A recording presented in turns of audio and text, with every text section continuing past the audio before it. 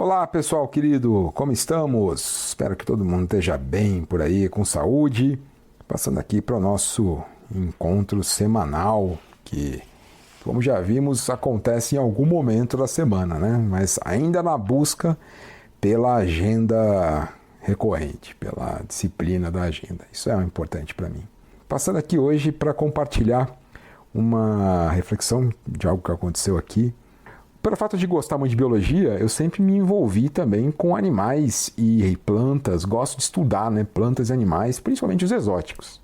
E crio animais exóticos aqui, claro que todos regularizados. Importante sempre salientar que para quem tem o mesmo interesse que eu e queira adquirir um animal exótico ou uma planta exótica, que você precisa buscar criadores locais que sejam regularizados pelo IBAMA, que tenham de fato autorização para comercializar essas plantas e esses animais.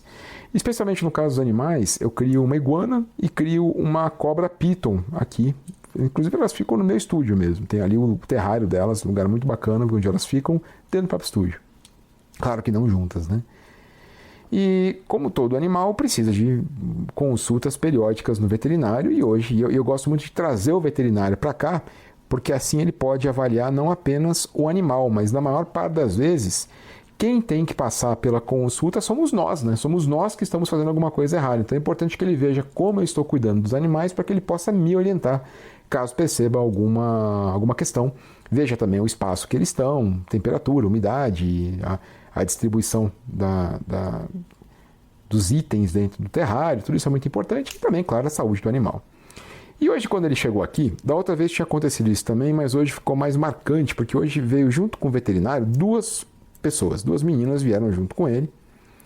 E essas duas pessoas que vieram, elas não eram veterinárias, claramente não eram veterinárias. Não, eu não perguntei qual a formação delas, mas eu imagino, pelo que a gente conversou, pelo que eu tenha visto ali, que elas são ali pessoas que estão estudando, talvez estudantes universitários, que estejam na formação em biologia ou em medicina veterinária mesmo, e que estão meio que estagiando, meio que estão ali acompanhando o dia a dia de um profissional de saúde, medicina veterinária, para aprender, para poder também colocar a mão na massa, nesse caso nos répteis, né?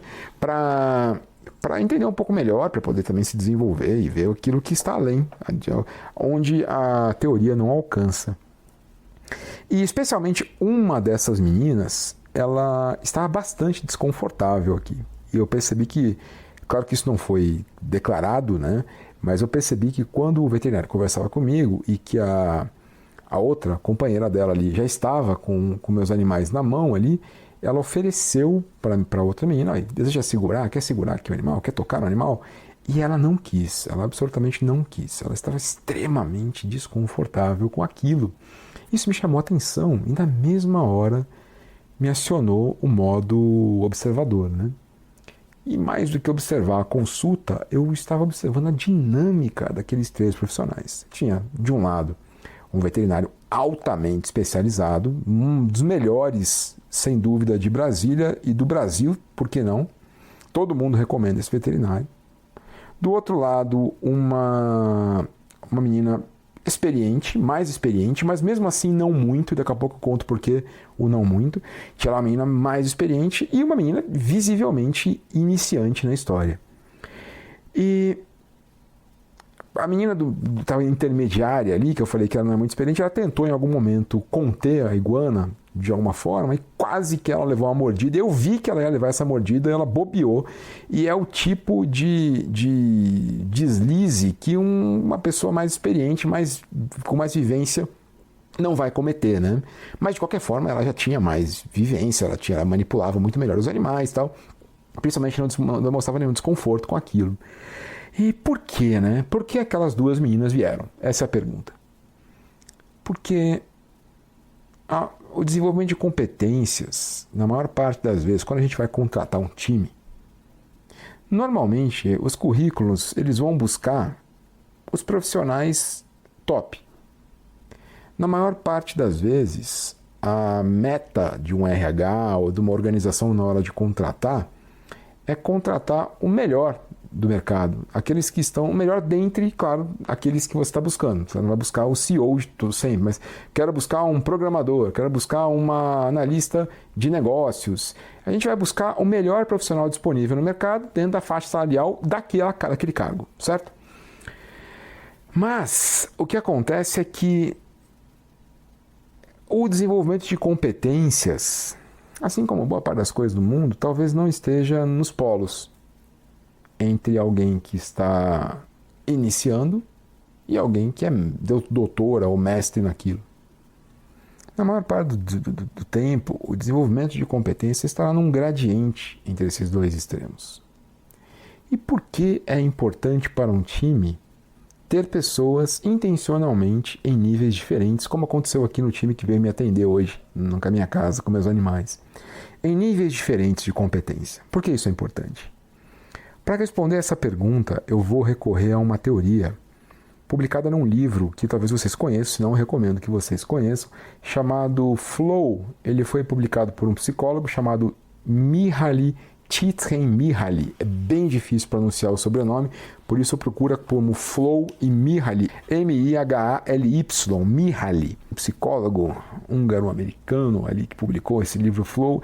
Ele tenta explicar uma coisa que acontece na nossa vida com frequência, ou pelo menos gostaríamos que acontecesse com muita frequência, que é o estado de flow. Você conhece o estado de flow? O estado de flow é aquele que você fica se dedicando a uma atividade e passa o tempo e você não se dá conta do tempo que passou. Quando você vê, passaram 3 horas e você achou que tinham passado 15 minutos. Parece que é 15 minutos que eu estou fazendo isso, mas na verdade já está 3 horas. E segundo o Mihaly, para você, esse é o estado em que as pessoas estão inteiramente conectadas, engajadas, envolvidas em determinada atividade. E claro que o ideal é que você consiga potencializar a ocorrência disso, maximizar a quantidade de vezes que você passa por esse estado, porque é um estado em que a pessoa está feliz. Ela não vê o tempo passar. Eu me lembro quando eu trabalhava numa empresa, muitos anos atrás, que a primeira coisa que eu fazia não era na caixa, isso foi antes ainda.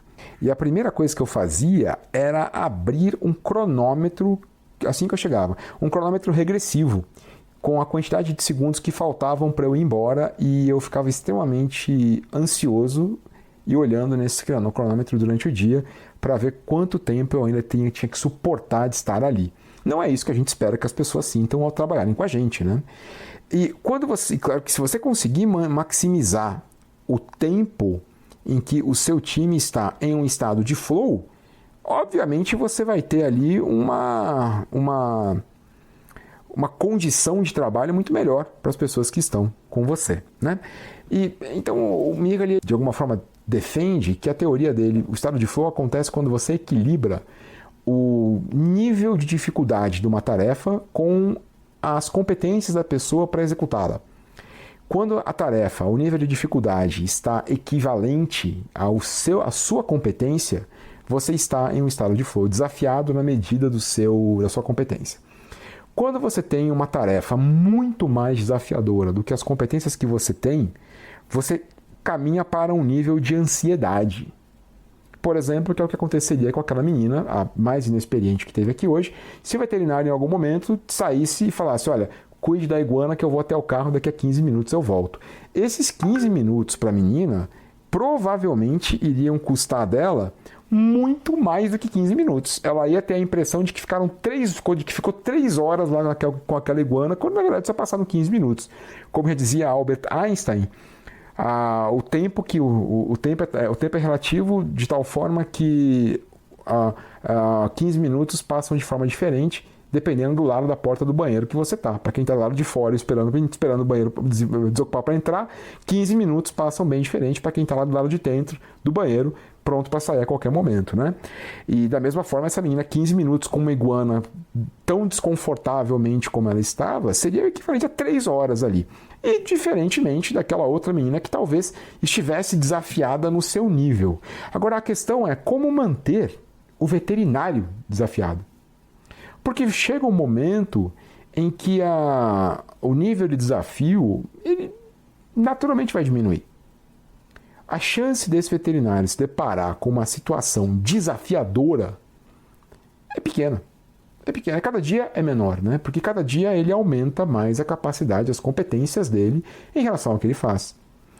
E isso acontece na nossa empresa também. Muitas vezes a gente tenta contratar os melhores do mercado, montar um time de estrelas. E qual é o custo de você alimentar esse time com desafios? Porque senão eles vão cair no outro lado do flow, que é quando a sua competência é muito maior do que o nível do desafio e isso te leva para um estado de tédio. Quantos de nós já vimos pessoas abandonarem o trabalho do ponto de vista de pedir demissão para ganhar menos? E você fala, mas por que você está fazendo isso? Falta tão pouco tempo para você aposentar. E a pessoa te responde, porque eu não consigo mais vir trabalhar, eu preciso de um novo desafio. E a pessoa, às vezes, faltando 5 anos para se aposentar, ela vai começar de novo.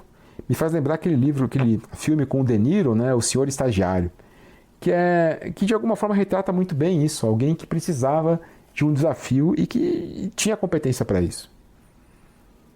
Como você faz para poder manter uma pessoa extremamente competente, ainda em estado de flow? E é justamente nesse ponto que aquelas duas meninas fazem toda a diferença. Por mais que alguém tenha competências naquilo que faz, o modelo mestre e aprendiz é um modelo extremamente poderoso. Tanto que ele é refletido em uma série de histórias na humanidade, né? Platão e Sócrates, Anakin Skywalker e Obi-Wan Kenobi, Merlin e Rei Arthur, Sr. Miyagi e Daniel San, o Dumbledore e o Harry Potter, Gandalf e Frodo. Esse modelo de mestre e aprendiz, ele se repete em inúmeras histórias, porque é um modelo muito forte. É quando você... Como é que você consegue fazer um Sr. Miyagi se sentir desafiado? Como é que você consegue fazer um Merlin se sentir desafiado? Quando você coloca para essas pessoas o maior de todos os desafios. O desafio de compartilhar o seu conhecimento. O desafio de formar um substituto. O desafio de devolver aquilo que você recebeu. E por mais que você saiba muito ou forme muitas pessoas, cada pessoa é um mundo totalmente novo e diferente. E é talvez por isso que aqui, hoje, eu me sinto tão confortável em abandonar, estar prestes a abandonar uma carreira de 20 e poucos anos na Caixa Econômica Federal, e que para muitas pessoas, quando eu falo, me dizem, mas como você vai fazer isso? Foi tão pouco tempo para você aposentar, você lá pegaria uma função tão alta, tão rapidamente, como você troca um trabalho que vai te pagar um salário desse, com a estabilidade dessa, faltando pouco tempo para aposentar por algo tão incerto quanto abrir uma nova empresa? Porque eu preciso me sentir em flow. E nada me deixa mais em flow do que uma turma nova, do que um grupo novo, do que um desafio novo. Por mais que seja a mesma matéria, o mesmo curso, nunca será a mesma turma. Então, que nós, no nosso time, na nossa empresa, na nossa vida, também estejamos atentos não apenas aos níveis de competência que nós queremos encontrar no mercado, mas como construir um sistema, um ambiente no qual o conhecimento possa circular de modo a desafiar também aquelas pessoas que estão no nível muito alto de competência, para que elas não se entediem, para que elas não adoeçam no trabalho, para que elas possam continuar em flow, à medida que a gente também contrate pessoas que possam estar em flow, porque estão desenvolvendo as suas competências diante do desafio ou dos desafios da nossa empresa. Trabalhar a competência como um processo, mais do que como um estado.